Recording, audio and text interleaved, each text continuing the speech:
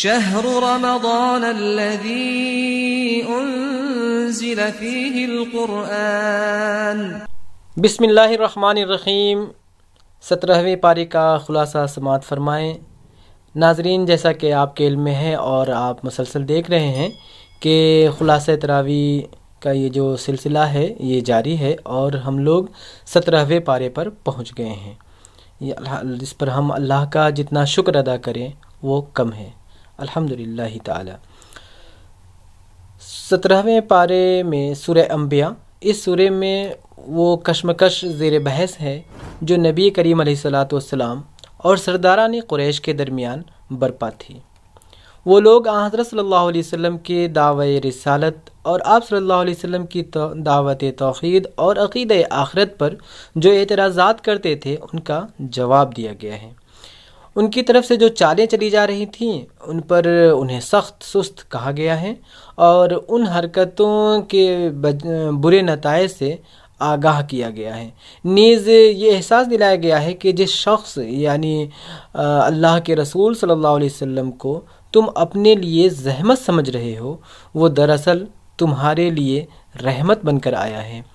اس سورے میں درج ذیل امور زیر بحث آئے ہیں جو پیش کیے جا رہے ہیں۔ نمبر 1، کفار مکہ کو یہ غلط فہمی تھی کہ بشر کبھی رسول نہیں ہو سکتا، اس بنا پر وہ نبی کریم علیہ السلام کو رسول ماننے سے انکار کرتے تھے۔ اس کا تفصیل سے جواب دیا گیا ہے کہ اے محمد صلی اللہ علیہ وسلم، تم سے پہلے بھی ہم نے انسانوں ہی کو رسول بنا کر بھیجا تھا جن پر ہم وحی کیا کرتے تھے۔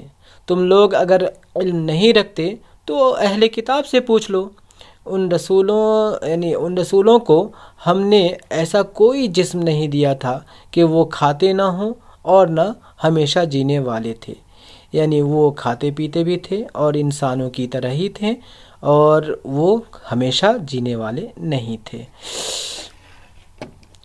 نمبر 2، وہ آپ صلی اللہ علیہ وسلم پر اور قرآن پر مختلف قسم کے متضاد اعتراضات کیا کرتے تھے، مثلا یہ کہ پراگندہ خواب ہے، یہ جو باتیں یہ پراگندہ خواب ہیں، اس طرح کی باتیں من گھڑت ہیں، یہ شاعری ہے، یہ اس طرح کے اوٹ پٹانگ گویا اس طرح کے اعتراضات ہیں۔ ان کے اس رویے پر گرفت کرتے ہوئے فرمایا، لوگوں ہم نے تمہاری طرف ایک ایسی کتاب یعنی قرآن کریم بھیجی ہے جس میں تمہارا ہی ذکر ہے۔ نمبر 3، کفار کا خیال تھا کہ زندگی بس ایک کھیل ہے جسے چند روز کھیل کر گزر جانا ہے۔ ان کے اس تصور کو توڑا گیا ہے کہ ہم نے آسمان اور زمین کو اور جو کچھ بھی ان میں ہے کچھ کھیل کے یا تماشے کے طور پر نہیں بنایا ہے۔ اگر ہم کوئی کھلونا بنانا چاہتے اور بس یہی کچھ ہمیں کرنا ہوتا تو اپنے پاس سے کر لیتے، تو یہ واضح رہے کہ یہ کوئی کھیل تماشا نہیں ہے۔ نمبر 4، شرک پر مکہ کے لوگوں کا اصرار اور توحید کے خلاف جاہلانہ تعصب جو ان کے اور نبی کریم علیہ السلام کے درمیان اصل جھگڑے کی وجہ تھا، اس کی اصلاح کے لیے شرک کے خلاف اور توحید کے حق میں وزنی اور دل نشیں دلائل دیے گئے ہیں۔ اور فرمایا کہ کیا ان لوگوں کے بنائے ہوئے عرضی خدا ایسے ہیں کہ بے جان کو زندگی بخش کر اٹھا کھڑا کرتے ہوں؟ اگر آسمان اور زمین میں ایک اللہ کے سوا اور دوسرے خدا بھی ہوتے تو زمین و آسمان دونوں کا انتظام بگڑ جاتا۔ کیا اسے یعنی اللہ کو چھوڑ کر انہوں نے دوسرے خدا بنا لیے ہیں؟ اے محمد صلی اللہ علیہ وسلم، ان سے کہو کہ لاؤ اپنی دلیل، ہم نے تم سے پہلے جو بھی رسول بھیجے ہیں ان کو یہی وحی کی ہے کہ میرے سوا کوئی خدا نہیں، بس تم میری ہی بندگی کرو۔ یہ کہتے ہیں کہ رحمان اولاد رکھتا ہے، سبحان اللہ، وہ تو بندے ہیں جنہیں عزت دی گئی ہے، یعنی اللہ نے جتنی بھی چیزیں جو بھی ہیں وہ سب اللہ کی مخلوق ہیں، اللہ کی کوئی اولاد نہیں۔ کیا یہ کچھ ایسے خدا رکھتے ہیں جو ہمارے مقابلے میں ان کی حمایت کریں؟ وہ تو نہ خود اپنی مدد کر سکتے ہیں اور نہ ہی ہماری تائید ان کو حاصل ہے۔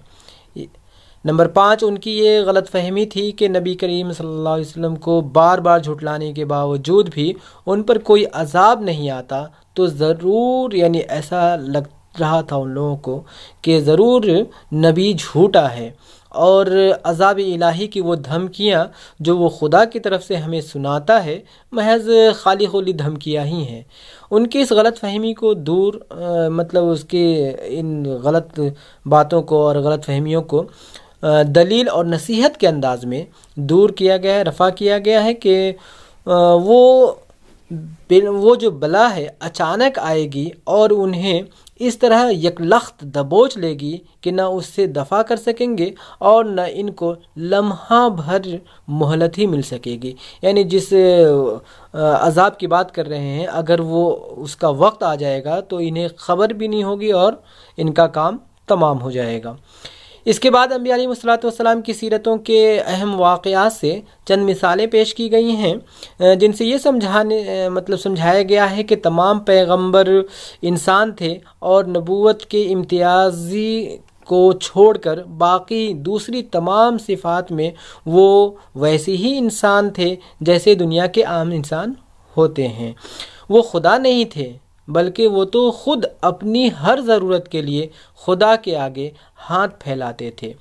آخر میں بتایا گیا ہے کہ انسان کی نجات کا انحصار اسی دین کی پیروی اختیار کرنے پر ہے۔ جو لوگ اسے قبول کریں گے وہی آخری عدالت میں کامیاب ہوں گے اور وہی زمین کے وارث بنائے جائیں گے۔ اس کے بعد سامعین سورہ حج کا آغاز ہوتا ہے۔ غالب گمان یہ ہے کہ اس کا ابتدائی حصہ مکے میں نازل ہوا ہے اور آخری حصہ مدینے میں۔ اس سورے میں 3 گروہ مخاطب ہیں، یعنی 3 طرح کے گروہ کو مخاطب کیا گیا ہے۔ ان میں نمبر 1 مشرکین، نمبر 2 وہ مسلمان جو تردد اور شک کا شکار تھے، اور نمبر 3 سچے مومنین۔ مشرکین کو تنبیہ کی گئی ہے کہ تم ضد اور ہٹ دھرمی کے ساتھ اپنے بے بنیاد جاہلانہ خیالات پر اڑ گئے، اللہ کو چھوڑ کر ان معبودوں پر بھروسہ کیا جن کے پاس کوئی طاقت نہیں۔ ان جھوٹے معبودوں سے مدد چاہنے والے بھی کمزور ہیں اور جن سے مدد چاہی جا رہی ہے وہ بھی کمزور ہے، اور تم نے اللہ کے رسول کو بھی جھٹلا دیا۔ اب تمہارا انجام وہی کچھ ہو کر رہے گا جو تم سے پہلے اس روش پر چلنے والوں کا ہو چکا ہے، یعنی دنیا میں رسوائی اور قیامت کے روز آگ کا عذاب یعنی جہنم ہے۔ اللہ کا جو غضب تم پر نازل ہوگا اس سے تمہارے بناوٹی خدا بھی تمہیں نہیں بچا سکیں گے۔ تردد اور شک میں پڑے ہوئے مسلمان جو اللہ کی بندگی تو قبول کر چکے تھے مگر اس راہ میں کوئی خطرہ برداشت کرنے کے لیے تیار نہیں تھے، ان کو خطاب کرتے ہوئے انہیں سخت ڈانٹ پلائی گئی ہے کہ آخر یہ کیسا ایمان ہے کہ راحت و آرام، خوشی اور عیش یہ سب نصیب ہو تو خدا تمہارا خدا ہے اور تم اس کے بندے ہو، مگر جہاں خدا کی راہ میں کوئی مصیبت اور سختی آئی پھر نہ خدا تمہارا خدا اور پھر تو نہ خدا تمہارا خدا ہے اور نہ تم اس کے بندے۔ ایسے لوگوں کی دنیا بھی ایسے جو لوگ ہوتے ہیں ان کی دنیا بھی گئی اور آخرت بھی گئی، یعنی کہتے ہیں کہ نہ خدا ہی ملا نہ وصال صنم، نہ ادھر کے رہے نہ ادھر کے رہے۔ اہل ایمان سے خطاب 2 طریقوں پر کیا گیا ہے کہ ایک خطاب ایسا ہے جس میں وہ خود بھی اور ان کے ساتھ عام عرب کے لوگ بھی مخاطب ہیں، اور دوسرے خطاب میں صرف اہل ایمان مخاطب ہیں۔ پہلے خطاب میں مشرکین مکہ کی گرفت کی گئی ہے، انہوں نے مسلمانوں کے لیے مسجد حرام کا راستہ بند کر دیا ہے، حالانکہ مسجد حرام ان کی ذاتی جائیداد نہیں ہے اور وہ کسی کو حج سے روکنے کا حق نہیں رکھتے، وہ خانہ کعبہ کے صرف مجاور ہیں نہ کہ اس کے مالک۔ اس سلسلے میں مسجد حرام کی تاریخ بیان کرتے ہوئے بتایا گیا ہے کہ حضرت ابراہیم علیہ السلام نے جب اللہ کے حکم سے اس کو تعمیر کیا تھا تو سب لوگوں کو حج کی عام اجازت دی تھی، نیز یہ کہ یہ گھر شرک کے لیے نہیں ہے بلکہ خدائے واحد کی بندگی کے لیے تعمیر ہوا تھا۔ دوسرے خطاب میں مسلمانوں کو قریش کے ظلم کا جواب طاقت سے دینے کی اجازت عطا کی گئی ہے، اور ساتھ ہی ان کو یہ بھی بتایا گیا ہے کہ جب تمہیں اقتدار حاصل ہو تو تمہاری روش یہ ہونی چاہیے کہ نماز قائم کرو، زکوٰۃ دو، معروف یعنی بھلائی کا حکم دو، اور منکر یعنی برائی سے منع کرو۔ اسی سورہ میں اہل ایمان کے لیے مسلم نام کا باقاعدہ اعلان کیا گیا ہے، اور ان کا مقصد یہ بتایا گیا ہے کہ وہ لوگوں پر گواہ رہیں۔